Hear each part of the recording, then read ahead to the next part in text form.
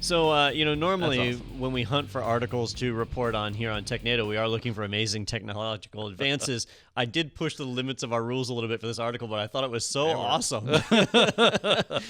So now you can't get away with it because you're like exposing it. Yeah. Well, people are reporting that they're having Zoom fatigue, right? More of us are working from home. I know I am in Zoom meetings every single day. I just came from a Zoom meeting before we started this. Well, there you go. Yeah, my Mondays are literally meetings from morning until evening. That's how I spend my Mondays, and it sucks. And so somebody else thought the same thing, and they created a neat little tool that you can run on your desktop that allows you to simulate any number of reasons to get out of a Zoom call, including crying babies, bad internet connections. It can actually degrade your audio.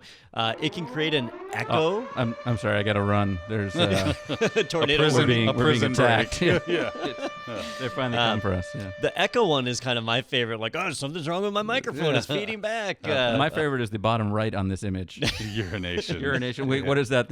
I forgot to turn off the audio when I went to the bathroom with the mic on? I know. I thought it was like I'm peeing in like a Sprite bottle here. Yeah, do you have a stadium buddy down there? I'm sorry, I'm being peed on right now. I need to run for this meeting. If you want to check it out, just go to zoomescaper.com. And it's a web application. You don't have to install it or anything. You can run it right from there. It does need access to your microphone in order for some of the effects to work. So again, standard privacy concerns are involved.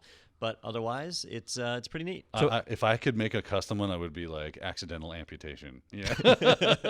Oh my goodness! The neighbor just cut his hand off. You hear the chainsaw? Yeah. So asking for a friend, but this would work on Teams then because it just goes in the into the background, microphone, or is it like a soundboard? So it uses there's a program called VB Cable that creates a virtual audio device, like a virtual sound card on your computer. I know that works under Windows. I don't know about other operating systems, but it taps into that to create a virtual microphone. Nice. And so that's what you use. So it should work on Teams. I haven't tried it, but it should. Man. I'll let you know tomorrow. It feels like the person that made this is like a huge fan of like Sub 7 or something. Like do all these crazy things to people's computer. Yeah. That's fantastic.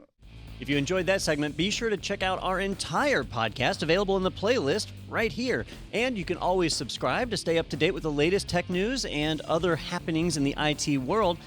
Be sure to tune in every Thursday for new episodes. I hope to see you there.